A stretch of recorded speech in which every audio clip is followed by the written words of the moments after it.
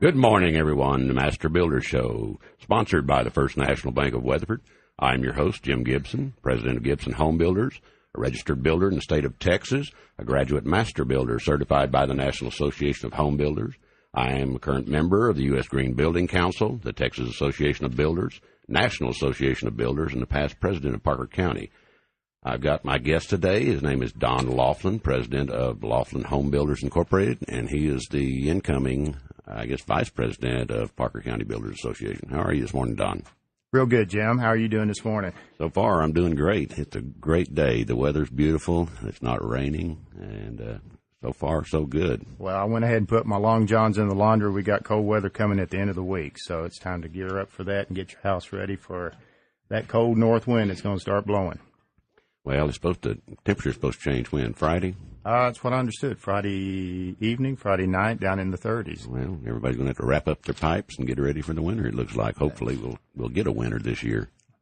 But this show is designed to educate and answer any questions of the listeners on residential design, construction, anything dealing with building, remodeling, repairing, and maintaining a home in the state of Texas. So if you've got any questions, please call us at 877-341-8950. That's 877-341-8950. We've also got a couple of gift certificates at Home Depot today to give away. We'll have some trivia questions, and we'll probably do those after the first break. If you've got any questions about a builder or want to locate a builder, you can go to masterbuildershow.com and click on TRCC, or Texas Residential Construction Commission. Don, we're going to talk about building today, building in general. The first thing I guess we need to talk about is foundations. Well, that's the most important part of the house. That's obvious. And I love to talk about building. I've devoted my entire adult life to building homes and everything about that goes into building a home. And foundation, of course, is the critical beginning. And you want a good, solid foundation to build your house on. You want something that's stable. In this part of the country, we have a pretty good mix of clay and sand. We're not a high clay content. Like you get a little further east past the 35 corridor, and you along that fault line there start getting into some more unstable soil. But even here, we have to be cautious of moisture content around our foundations. Well, it ought to be a law that every foundation should be engineered. Absolutely. And, if they don't, then they're in for trouble, or they could be in for trouble later on down. And when you have it engineered, what happens here is they send out a driller, and he drills a couple of holes, usually to 20-foot depth, and takes that back to a lab. They do an analysis. They give you a breakdown of the soil foot by foot, and generally just tell you, well, the first thing you're looking for is moisture. But I know 90% of my homes out here require piers, and I see a lot of these builders out here pouring these slabs without an engineer stamp on it, and that's just trouble. Well, we talked quite a bit about the TRCC, and I heard you talk about it on the program, and that has become such a great resource for the consumer and for the builder that's wanting to build by the rules and build a product out there that's going to have long life. And that is going to become a law or a rule that has to be followed. And it's starting at the beginning of, I believe it's September of 2008. Even in the county, there will be third-party inspections required. And part of that process and having a third-party warranty will be an engineered foundation plan. Well, it should be. I know you can build several houses in a row. There have been some instances out in California where they went in, they put in development with 200 or 300 homes, and they made 2 borings on the whole site. And they had a lot of failures out there, and a lot of those builders went belly up because of it. I'm trying to cover that. And it's the regulation on that is within 150 feet. A single soil test can be used on a second dwelling if it is within 100 feet of the original dwelling that test was performed for. And in most cases, that would be a secondary building to an existing house. In some cases, maybe a house right next door with the setbacks, property line setbacks on in a neighborhood. You might be in a situation where one could carry for 2, but it's always a good practice to have a soil test performed. The analysis is taken and correlated by the engineer, and he performs what he wants on that foundation and gets it set up, and then that's what the subcontractor, the concrete subcontractor, follows. Well, we've built a lot of detached garages, and we used the soil test on the house to do that. I still recommend a boring on every house. You just don't know what's underneath the surface. Well, that's true. And groundwater is the big concern.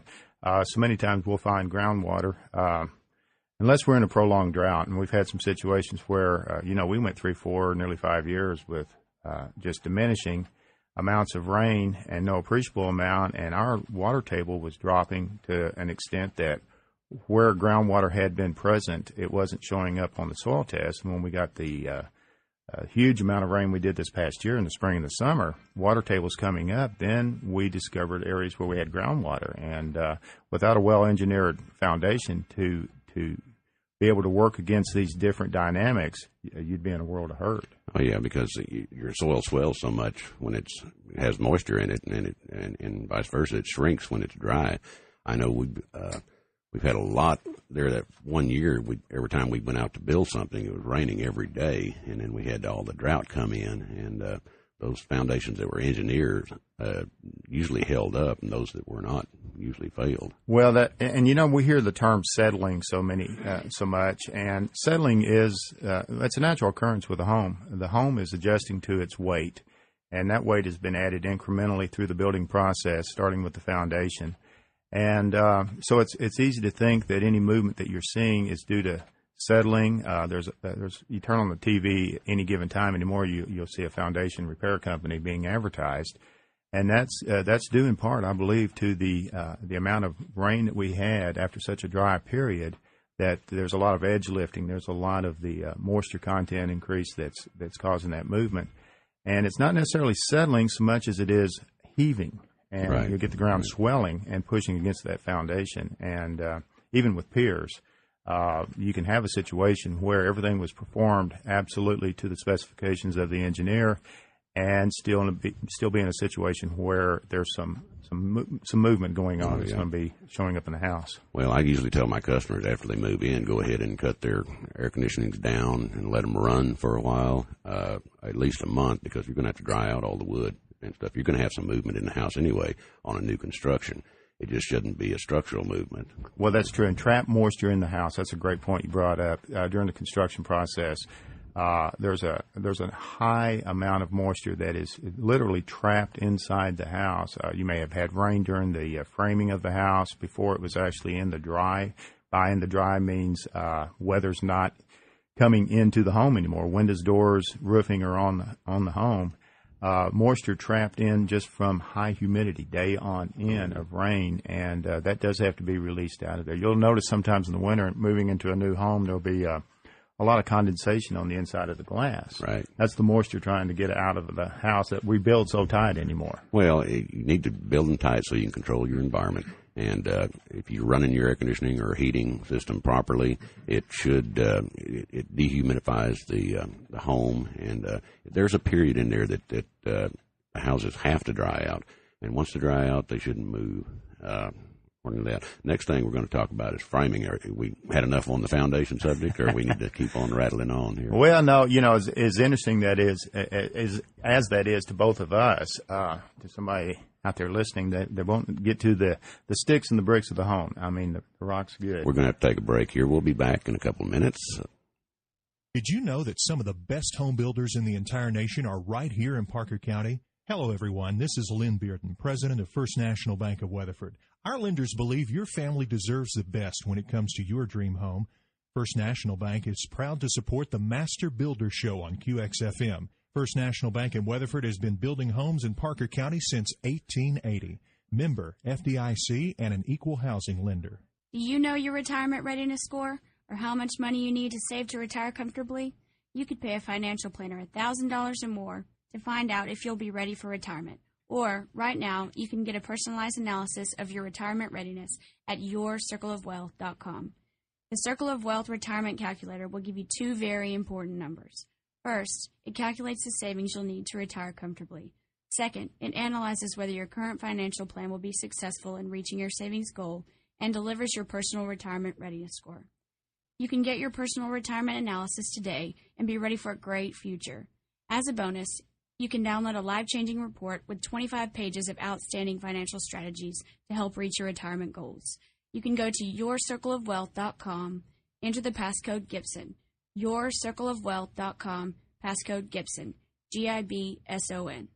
Alamo Appliance, 100 South Riverside Drive in Fort Worth, has been dedicated to serving your needs in kitchen appliances for over 35 years. They offer Genair, KitchenAid, Whirlpool, Maytag, Amana, and many others. Their experienced sales staff will help you make the right decisions at the right time. That's Alamo Appliance, 817-531-2701. Once again, that's Alamo Appliance, 817-531-2701.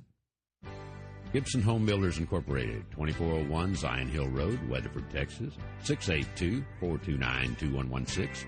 We specialize in homes to suit each and every individual that expects special attention. We help design, finance, and close on every home we build. We use green building techniques in all of our homes. You can contact Jim at masterbuildershow.com. Gibson Homebuilders Incorporated, Weatherford, 682-429-2116.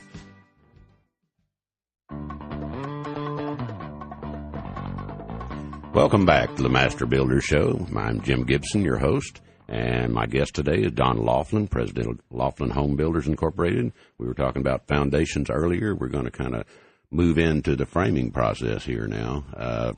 Normally, on framing, most everybody's familiar with just conventional framing. 2x4 framing on all load-bearing walls should be on 16-inch centers. I put all my joists on 16-inch centers primarily, and we do the rafters on 24, and that's pretty well the way most builders do. I think that's probably the way you're doing it now also, Don. How about? Oh, absolutely. There's a lot of times we'll see with production building and track building that they have figured out that non-load-bearing walls only really need to have studs on 24-inch centers, and I think that's in an effort to minimize the amount of material going in, and it's touted as saving of wood. Quite frankly, I'm on the same page you are. We sing from the same sheet of music. I think every wall should have studs on 16-inch centers and ceiling joists too, and then we do spread our rafters out just a little bit wider with a 2-foot on center. And at Laughlin Homebuilders, we our exterior walls are all 2x6 for a couple of reasons. We want deeper insulation cavities on those outside walls, and the strength value from wind shear that we get from that, and so we build in accordance with that philosophy. Well, if you're using on the interior walls or anything that you got on 24-inch centers, you didn't move up to 5/8-inch drywall. Yeah. You can't, or you're not supposed to put half-inch sheetrock up on 24-inch centers. Technically, they've got the new inline framing that they're pushing, I think, in the green building, which is 2x6 walls or 2x6 load-bearing walls, and they're putting them on 24-inch centers, and then they're putting all their joists and rafters in line with those studs for bracing. For point load-bearing back, to our foundation. One of the things that we didn't mention, in any foundation, there's going to be a beam layout, and that is for load bearing. And those beams typically are 10 to 12 inches wide, 26 inches deep on average. In some cases, they can go deeper. The beam is determined in depth by the undisturbed soil. So however much fill has been brought in is going to determine the depth of that beam. And those beams are laid out by the engineer in accordance to the house plan. Yeah, to the load-bearing walls. Load-bearing walls, that's right. And there's a methodology that's in place there to carry that point load all the way down to the foundation to these bearing points. And that's what we mean when we say load-bearing wall. That's carrying the load of the house, of the roof. Yeah, that's the reason your engineer will ask you what kind of fireplace you're putting in, whether it's going to be insert or it's going to be rock all the way up or brick all the way up due to the pounds per square inch, I guess, that the concrete's got to hold. And we talked about rafters being on 2-foot centers. There's situations and a lot, because we're custom builders, every house is going to be different, and some of the things that the house is going to have either by design or requested by the homeowner is going to have a bearing on that load capacity of the roof. And we use concrete tile, which has an extraordinary weight factor to it, and we'll go to a 19.2-inch center or even 16-inch center to carry that additional weight and go with the 5/8 plywood. Yeah, you're going to have to beef up all your purling braces and exactly. the purlings also, because everything depends on that roof. If you're going composition, it takes a certain type of framing, and if you're going tile or metal, it takes a different type of framing, and it all depends on the weight of the roof. Another thing we're not seeing a lot of is overhangs now. Back in before air conditioning and all that, we had large overhangs on most of your houses to shade the winter or shade the windows and doors, keep sunlight from coming in the summertime, and to allow it to come in the winter. Kind of passive solar. Well, it is, and there's a lot of protection there. Like you said, I started back in '72, and when we were framing at that time, a typical overhang was 2 foot, and that was just common practice. And in fact, the matter is, we used a lot of redwood on our outside trim, and of course, you can't hardly find redwood anymore, unfortunately. But there's some wonderful man-made products, and we've touched on some of that in the past, and cementuous boards. Without going into brand names, there's man-made products that do not rot and carry paint wonderfully. Insects don't chew on them, and doesn't burn. A very good point. But the 2 foot overhang, we still do that a lot. I'll do it on a hill country style. I'll do it on Mediterranean style. There's some styles that really call for it just by their very nature. I miss the 2 foot overhang. Well, it's wonderful. We've got where we're on our steep pitches. We kick it out at the bottom. We'll change the pitch right at where it hits the plate and bring it out to either a 612 or whatever, just to get the overhang out there. Well, I, for one, am real grateful for those steep pitches because of all the snow we get, So we've got another break coming up. We'll be back in a couple of minutes. Did you know that some of the best home builders in the entire nation are right here in Parker County? Hello, everyone. This is Lynn Bearden, president of First National Bank of Weatherford. Our lenders believe your family deserves the best when it comes to your dream home. First National Bank is proud to support the Master Builder Show on QXFM. First National Bank in Weatherford has been building homes in Parker County since 1880. Member FDIC and an equal housing lender. Do you know your retirement readiness score, or how much money you need to save to retire comfortably? You could pay a financial planner $1,000 or more to find out if you'll be ready for retirement. Or, right now, you can get a personalized analysis of your retirement readiness at yourcircleofwealth.com. The Circle of Wealth Retirement Calculator will give you 2 very important numbers. First, it calculates the savings you'll need to retire comfortably. Second, it analyzes whether your current financial plan will be successful in reaching your savings goal and delivers your personal retirement readiness score. You can get your personal retirement analysis today and be ready for a great future. As a bonus, you can download a life-changing report with 25 pages of outstanding financial strategies to help reach your retirement goals. You can go to yourcircleofwealth.com, enter the passcode Gibson. yourcircleofwealth.com, passcode Gibson, GIBSON. The Bank of Weatherford, local folks you know and trust. We are proud of our community and our customers. Whether you need a checking account, personal or business loan, auto loan, interim construction loan, or mortgage loan, we can help. You may visit us at 901 Santa Fe Drive in Weatherford, or you may give us a call at 817-596-9998. You may also visit us on the web at www.thebankofweatherford.com. The Bank of Weatherford, member FDIC, and equal housing lender. Gibson Homebuilders Incorporated, 2401 Zion Hill Road, Weatherford, Texas, 682-429-2116. We specialize in homes to suit each and every individual that expects special attention. We help design, finance, and close on every home we build. We use green building techniques in all of our homes. You can contact Jim at masterbuildershow.com. Gibson Homebuilders Incorporated, Weatherford, 682-429-2116.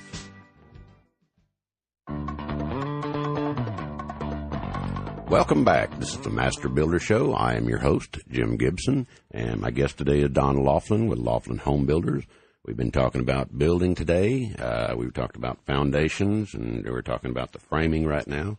When we left you, we were talking about overhangs, and I guess the trend has gotten away from overhangs just because of the different styles and the pitches we put on the roofs. I mean, if you go up to a 14 pitch, or 12 pitch or 12, there's all sorts of pitches out there now, and just cut up the roof line and make it aesthetically appealing, I suppose. Putting that big hat on top of the house is what I hear. And we've got, it's funny how demographics will drive design. And back in the 80s, I guess it was, there was a real popular bumper sticker going around with the last person out of Michigan, please turn out the lights. We were getting so many folks moving down from the northern states, and of course they were used to having steep pitch roofs and were asking for that, and designers started drawing the house plans with that, and we went from what was a typical 5 and 12 pitch roof you could easily walk on and you could have the big wide overhangs on, to a real steep pitch, and for a while it was an 8 and 12, and 8 and 12 looked like so steep to everybody, myself included, and then by degrees we went to 10 and 12 and 12 and 12, which is a perfect 45, and then even as you said, Jim, 14 and 16 and 12, which is unbelievably steep, and it has created some design challenges. It certainly has created some challenges on the building of the house for the framers and the roofers who are up there kind of hanging on by a prayer and a toenail to get things done, but because of that, we had to shorten our eave hanger, or it was going to be hanging down into the windows. Well, people don't realize how much more material it takes, too, and we really don't have a snow load down here where we have to build them that steep. It's all looks. It's all about looks. Now, I guess one benefit I'd have to say is that with a steeper pitch or a bigger attic, we have created a chimney effect in our attics. And with the vents being, and we both like ridge vents and get that vent as high as you can on the house, you're creating more of a draw in that attic. So in that regard, but there's a tremendous amount of wasted space up there. Well, it's wasted space, and everybody that goes on that roof charges you more because you're going to have toe boards for the roofers, just putting the decking down. Yeah, and I've seen them use ropes over the ridge to hold them up there. Absolutely. And pitches are really not that necessary. High pitches on the 14s, and then, like I said, you get into the Gothic styles, and they go way up, which is, I guess it's just whatever you want to do. But to get it up there that high and to have that kind of a look, there's a swing in designs. It seems like we're getting more requests now for a lowered pitch. They're not coming. Our customers aren't coming in and saying we want a house with a lower pitch. What they're coming in and saying is we like that hill country look, ranch style look. We're interested in energy efficiency. We want a house that has a simpler design. It seems to be a growing desire for more simplicity. Well, I think the hill country or ranch style is a great look, and I like my favorite pitch is like an 8 pitch breaking into a 412 over a front country long porch where you can sit out there in the evenings or sit out there in the morning, have your coffee, and we're coming back to that, I guess now. We are even bigger front porches. Folks like to sit out on their front porch in areas, especially if there's a view or they're in a neighborhood where they enjoy visiting with each other and being out like that.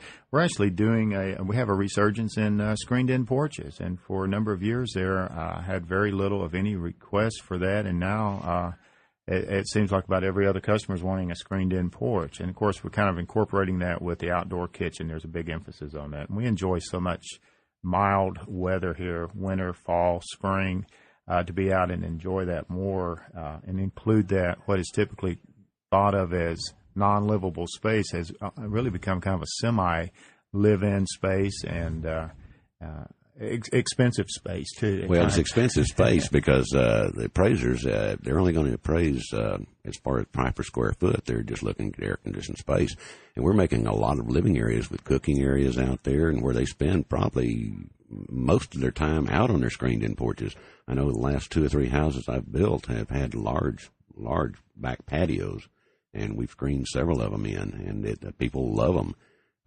The outdoor is super, and so they're that's the trend now too. To put all your I guess your pits out there, bring out gas drops to it, and make it to where they live out there instead of their family room. Well, yes, and just enjoy that space.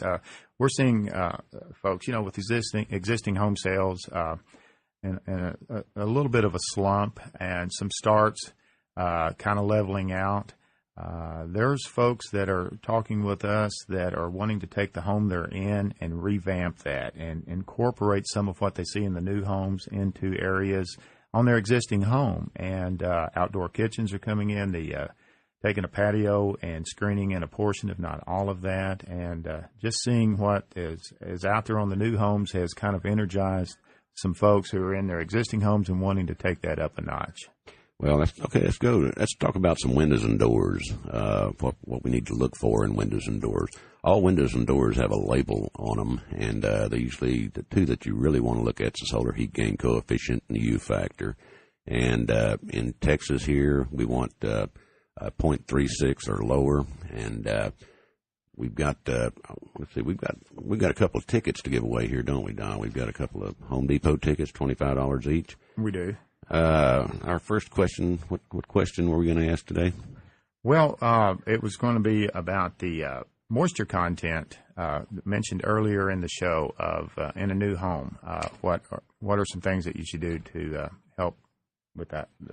You can call us on 877-341-8950, 877-341-8950, and the question is, what do you do when you move into a brand new home to control the moisture? And we had mentioned that earlier in the show, and it should be an easy one if you all were listening. So you can reach us at 877-341-8950. Let's talk about the different types of windows, Don. Well, we've got aluminum windows, vinyl windows, wood windows, vinyl clad. There's quite a few out there, lots of manufacturers. That's the frame description, and then in the glass,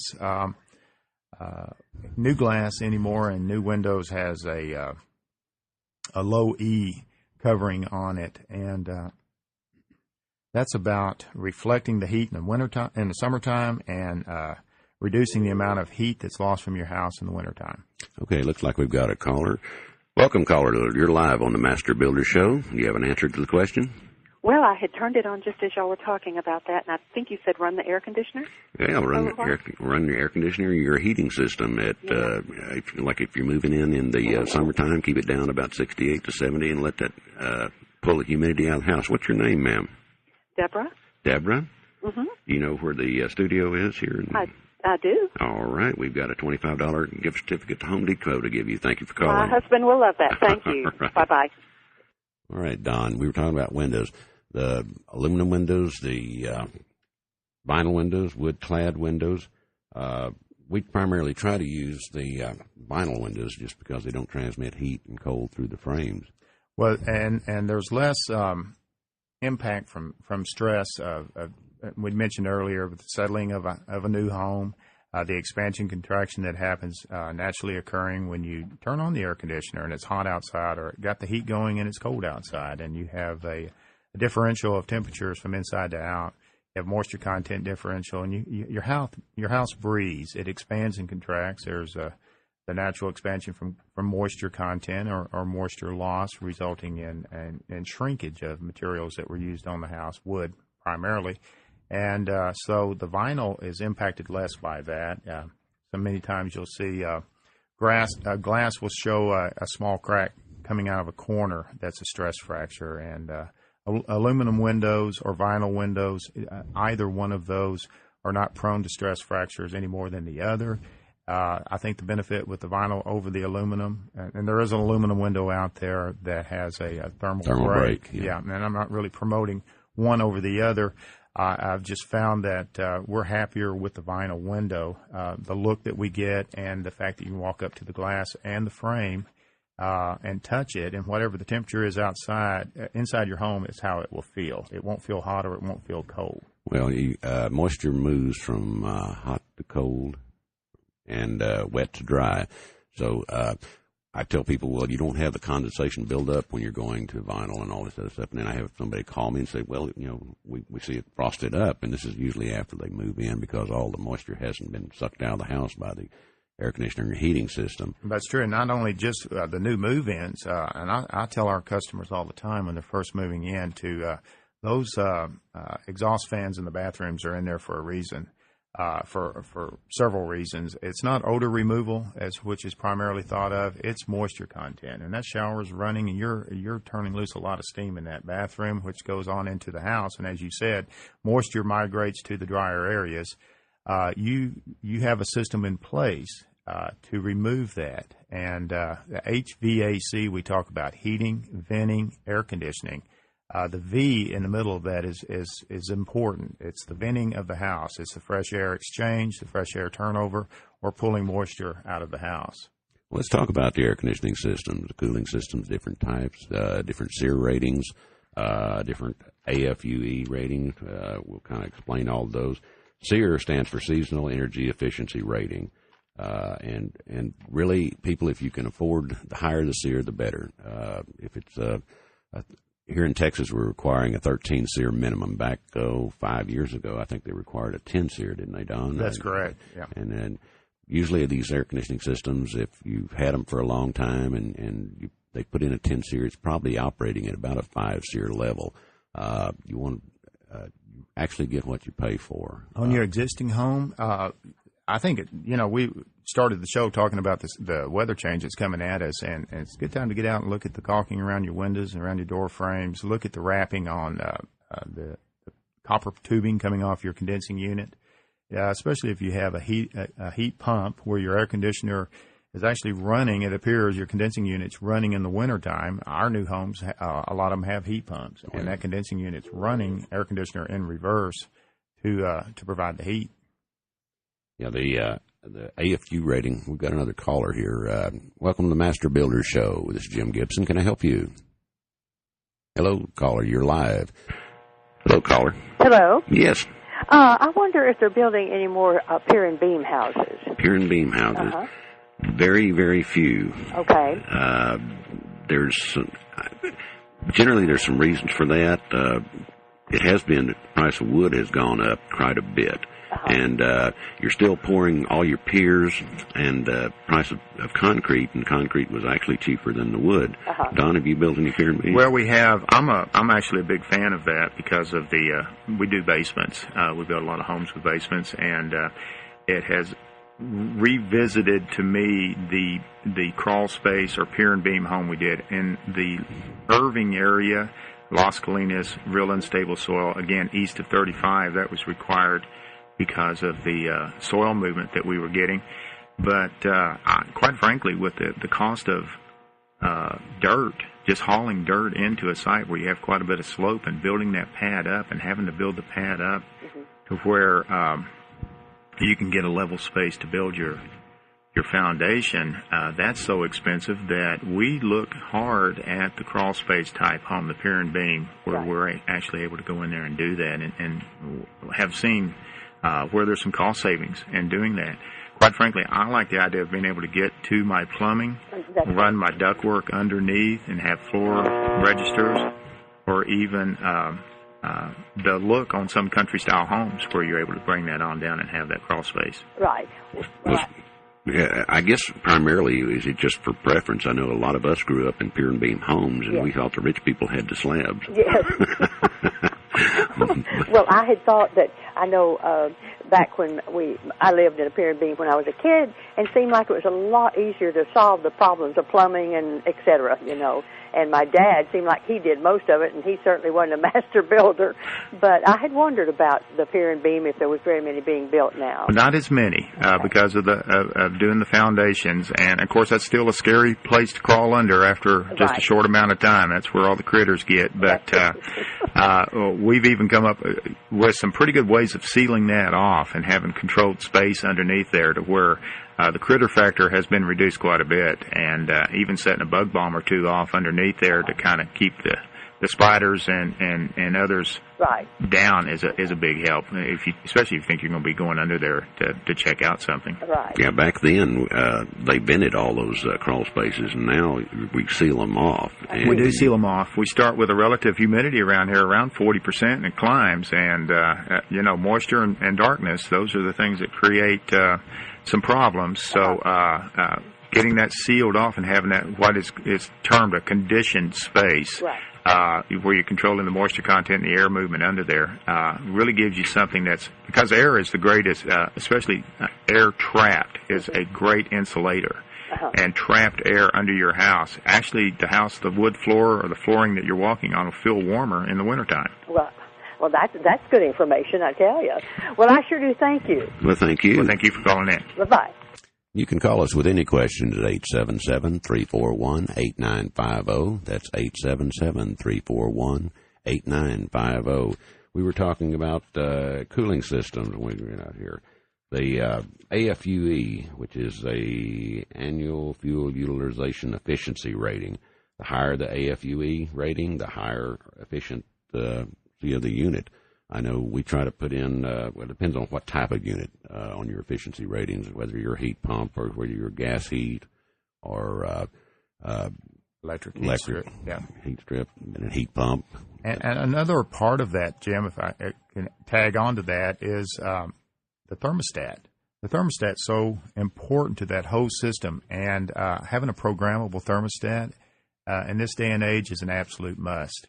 To have that system running when you're not at home at a level that's going to make it comfortable for you when you get home is inefficient.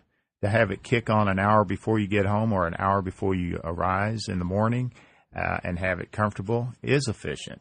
That's just working smarter, not harder, and making your dollars go further. And upgrading that thermostat is a we plus. try to put in, and really you're not talking about that big an expense. No.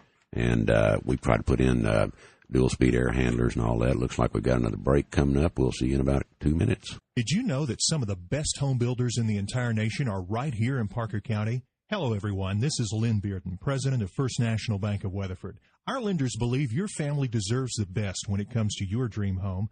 First National Bank is proud to support the Master Builder Show on QXFM. First National Bank in Weatherford has been building homes in Parker County since 1880. Member FDIC and an equal housing lender. Do you know your retirement readiness score or how much money you need to save to retire comfortably?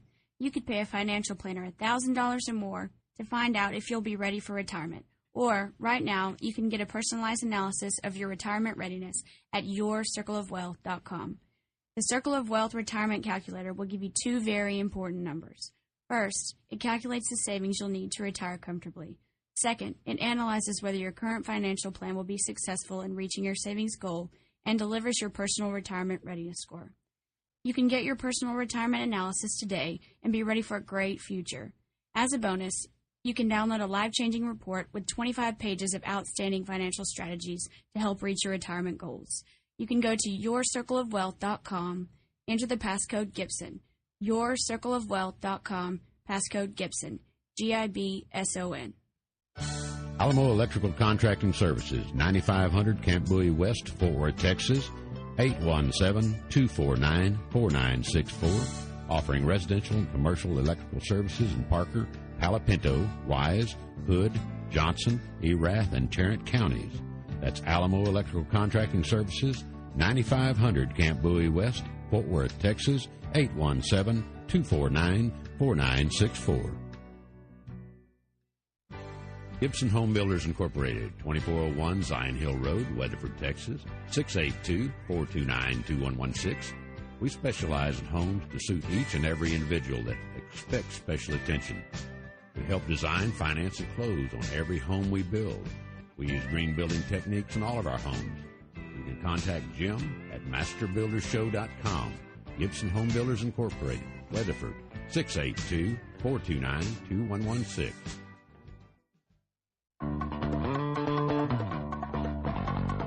Welcome back to the Master Builder Show. I am your host, Jim Gibson. We're sponsored by the First National Bank of Weatherford today, and my guest today is Don Laughlin with Laughlin Home Builders Incorporated. We've been talking about foundations, framing, building, I guess we've talked about the air conditioning systems and different types. There's heat pump, there's electric, gas, heating.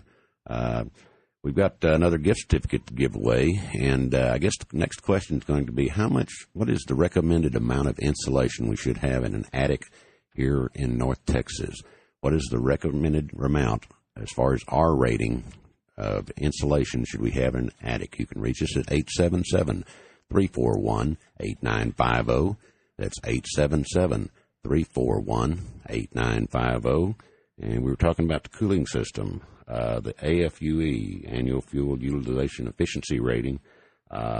Government mandated rating on furnaces installed in homes after, I guess, 1992 should be 78%. And AFUE, we've got a caller. Hello, caller. Welcome to the Master Builder Show. You're live. Yes, is it 6 inches? We're looking for the R rating. The R rating, which is it depends on the type of insulation. Inches does not matter. It does, but we're looking for an actual R rating. So sorry. Okay. All right. Okay.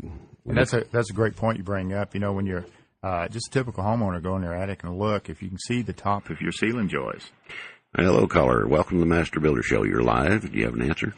Yes, R14. R14. We're talking about the attic. Oh, the attic. Attic. Yeah. Do you have any? We're asking. R22. No, not enough. Okay. All right. Thank you. Thank you very much. All right. This is Jim Gibson with Don Laughlin. We're asking what is the R rating that's recommended by the Department of Energy for your attic in North Texas? The R rating for the insulation in the attic. And, you know, at Laughlin Homebuilders, one of the reasons we like to use 2x6 walls on our exterior walls is to just increase that insulation cavity as well as the strength that we get from that. And hitting an R11 to an R14 on the wall is something that is desirable. In this part of the country, vertical rise is the insulation concern of our heat, trying to get into our house in the summertime, and the heat that we spend money on to create inside our home to keep from losing it in the wintertime. And I had started to say, if you're looking in your attic and you can see the top of your ceiling joist, you probably do not have enough insulation unless you have used another product or your builder has used another product. Jim had mentioned inches doesn't matter. In this particular case, that's true because there's so many new products out there that have great insulation value. Well, like you can go rigid foam, and it is rated at R7 per inch. And a lot of other materials, you have to get several inches in there to reach an R7. There's several different, your open cell foam, which is a different type of foam, it's rated about an R3.5, so it's about half the amount of the rigid foam. Of the rigid foam. So inches is relevant only if you know the type of product that's being put in. But for most of us, the blown insulation is what we have in our attic. Hello, caller. Welcome to the Master Builder Show. You're live with Jim Gibson and Don Laughlin. Do you have an answer? I'm going to try for R30. R30. No, sir. That's what I guess the code was, but it's what I'm looking for is what the Department of Energy recommends. It's higher than that. Okay. They're way up there. Yeah, they're way up there as far as your heating and cooling, and it's really one of the cheapest ways that you can save money on your utility bills. There's certain requirements here in Weatherford, and R30 doesn't even meet that on the new construction. They've increased it from there. So, sorry. How about R40? No, sir. Getting closer, though. Okay. Have a good day. I thank you, sir. All right. The question is, what is the R rating we're trying to achieve in the attic in North Texas to meet the Department of Energy requirements or recommendations? I guess it is not a requirement, a recommendation. Department of Energy recommendation for R value in your attic. You can reach us at 877-341-8950. That's 877-341-8950. Let's see, Don, we were talking about the air conditioning systems, other ways to save money on your electric bill. A big thing that people can do to their existing homes is switch to compact fluorescent lighting. And most people don't know that those lights now, when they first came out, they were all looked like, I guess, a screw. They were a coil kind of coil. that now they've got them to where they look like just about any other bulb. And you can, because I know most people have the recessed lighting now, and they're going for the look, and so they have produced and manufacture now just about every kind of look that you want.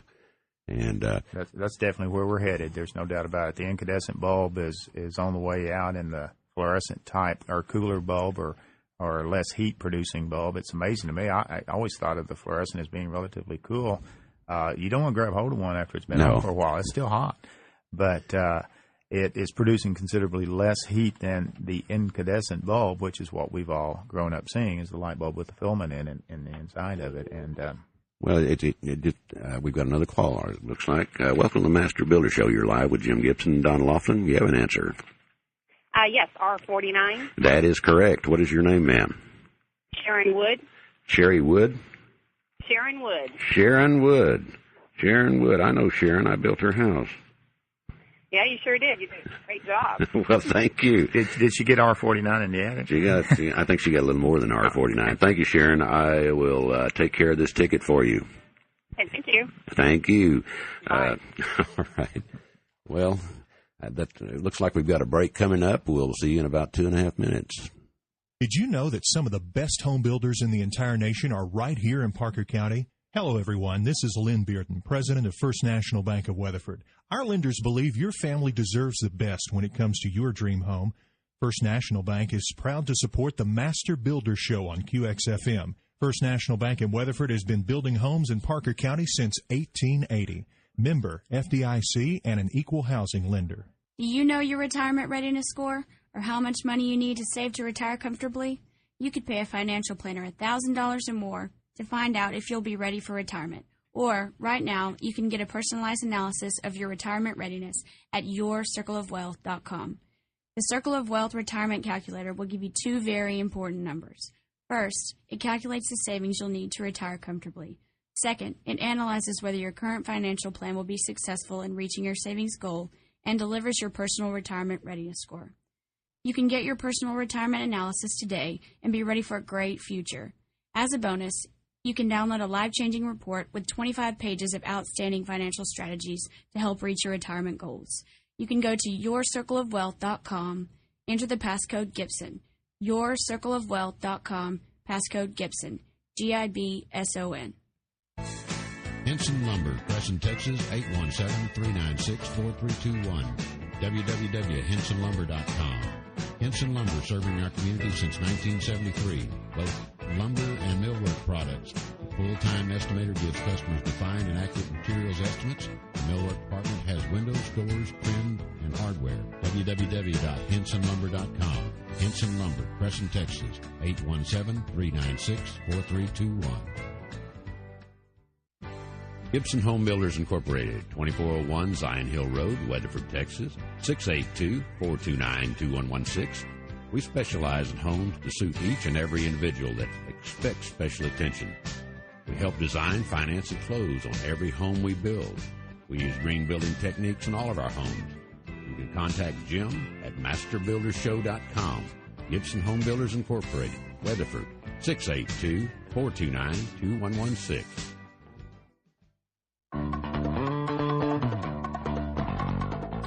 Welcome back to the Master Builder Show. I am your host today, Jim Gibson. My guest is Don Laughlin with Laughlin Home Builders. We were talking about compact fluorescent lighting when we left the show. And like I said, a lot of people don't realize that they manufactured these bulbs in just about every style now that you can think of. And the thing is, you can get a 60 or 100 watt bulb that actually is consuming 14 watts of power. And they cost a little more, and I noticed they've come down in price as they've got more popular. But you might pay twice as much for a compact fluorescent bulb, but it'll last anywhere from 4 to 10 times longer than a regular bulb, and really you save money in the long run.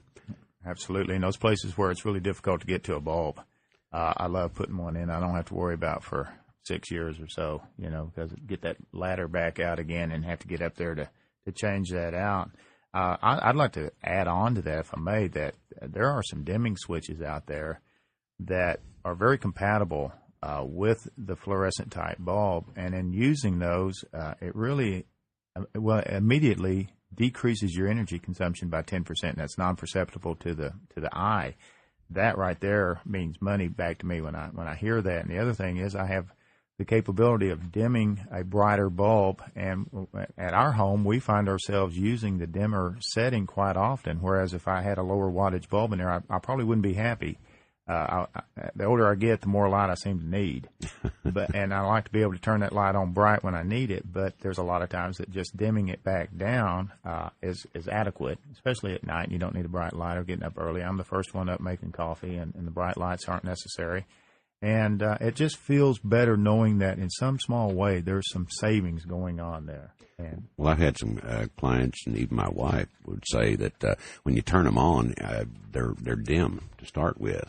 And it takes them just a few minutes to warm up and reach their full brightness, I guess, full potential. But actually, it's easier on the eyes and easier for you to adjust if you're coming into a dark room. Well, that's true. Flipping it on, it is kind of dim to start with, and then as it warms up, it brightens up to its full potential. I put them in our bathroom, and I thought my wife was probably going to leave me if I didn't change those back out. She did not like waiting for the light to get bright in there. Right, so they're always in a hurry. So I did change them back out there, but because she wants that light to be bright right off the bat and not have to wait on it to warm up. But there's a lot of areas where that isn't the problem. Another thing you can do to save money, we were talking about primarily building, but actually we've got in kind of saving money here, is a lot of your appliances now come out Energy Star rated, Energy Star rated, and this means they consume tremendously less energy than, I say anywhere 10, 20, it depends on how much money you want to spend on the product, but you can save a lot of money, especially on your washers and dryers. Your fixtures, as far as plumbing fixtures and like your low flush toilets or low water consumption and low energy consumption, or that's being promoted quite a bit.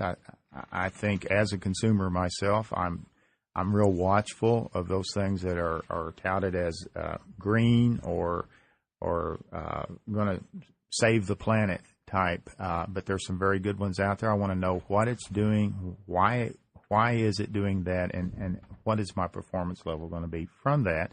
And I have to also look at my upfront cost. And a lot of us want to take steps that are in the direction of energy efficiency and savings, and we need to prepare ourselves for more upfront cost initially, and then watch the payback come back incrementally through that process. Yeah, people don't realize they do realize, I guess, but it just getting it in your budget up front, that how much it really costs to build a very energy efficient house, and you have to weigh all those costs. What's going to be your payback?